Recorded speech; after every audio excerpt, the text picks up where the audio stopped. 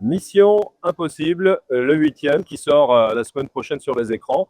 On vient de le voir ici à Cannes, en plus dans la grande salle lumière, avec le son Atmos. Ça a son importance, puisque on revient à ce débat que tenait d'ailleurs Tom Cruise lors de sa précédente visite ici. C'est des films comme les siens, en tout cas c'est son avis, qui peuvent tout simplement sauver l'industrie cinématographique, c'est-à-dire le grand spectacle, on en prend plein la vue, plein les oreilles en l'occurrence. Choisissez votre salle pour aller le voir et pour être dans les meilleures conditions, bien sûr.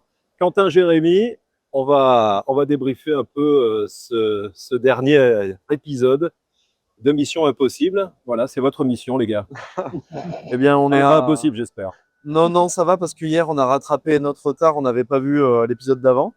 Donc, on s'est rattrapé pour avoir toutes les données en tête parce que là, il s'agit de la deuxième partie d'un même épisode. Donc, c'est important d'avoir vu Dead Reckoning en premier lieu. C'était bien de se mettre à jour, effectivement. Absolument, oui. Et donc, comme tu disais, c'est le bon endroit pour découvrir ce genre de spectacle, le cinéma, parce que voilà, il y a beaucoup d'action, toujours plus gros. On sait que Tom Cruise fait ses cascades lui-même et il est passé encore à un niveau au-dessus par rapport à ce qu'il avait déjà fait.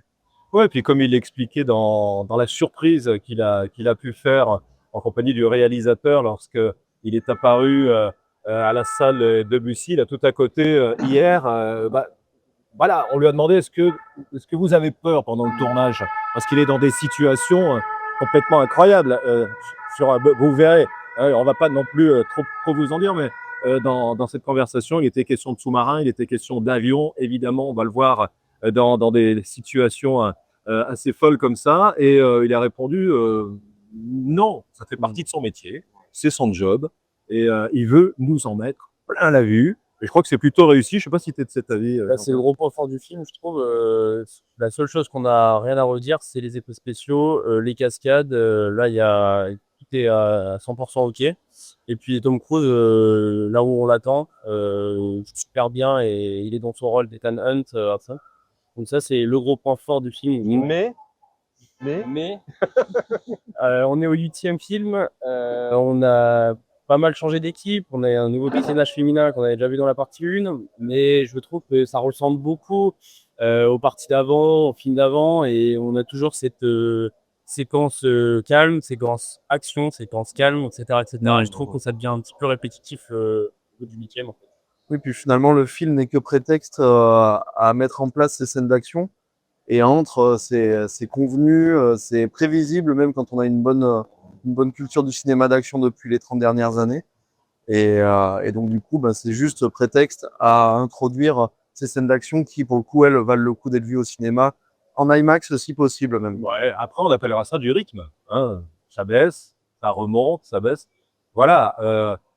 Moi, j'ai vraiment apprécié. Bon, il y a des petites parties un peu humoristiques qui peuvent tomber un peu à plat, mais voilà, ça détend parce qu'il y a quand même beaucoup de tension dans le film. On fait tout pour vous en dire un minimum et un maximum à la fois. Donc, c'est très compliqué. Vous ferez votre avis, bien évidemment. On est là pour ça aussi, pour aller le voir. C'est du grand show. Et bon, ouais, les petites pointes d'humour, les petits French touch aussi, avec, vous entendrez Tom Cruise parler en français parce qu'il y a Pomme, la comédienne. J'aime beaucoup d'ailleurs, hein, très Marvel et qu'on retrouve aussi un peu dans ce rôle-là, un peu de Supergirl, quoi. J'aime bien ce côté. Ça ajoute également un petit French touch. Il y en a d'autres, notamment au niveau de la supervision musicale, si vous restez jusqu'à la fin du générique. Moi, je suis plutôt client. Okay. Après, ça rejoint Spielberg avait dit après la sortie, il avait dit à Tom Cruise après la sortie de Top Gun Maverick, t'as sauvé les fesses d'Hollywood. Et alors, voilà, c'est un peu le propos qu'on tenait au début. Est-ce que c'est des films comme ça qui vont vraiment sauver le cinéma? Je pense que oui, parce qu'il y a une place pour tous les cinémas. On est à Cannes, il y a des films politiques, il y a des films engagés, il y a des films un petit peu plus difficiles à déchiffrer, bien évidemment, mais qui fonctionnent aussi grâce à la grosse artillerie comme ça. Oui, c'est clair que de toute façon, le grand public viendra majoritairement voir ce genre de choses. Et ça peut être la dernière clé si jamais on arrive à la fin du Mais choisissez une salle où vous avez vraiment un côté assez immersif.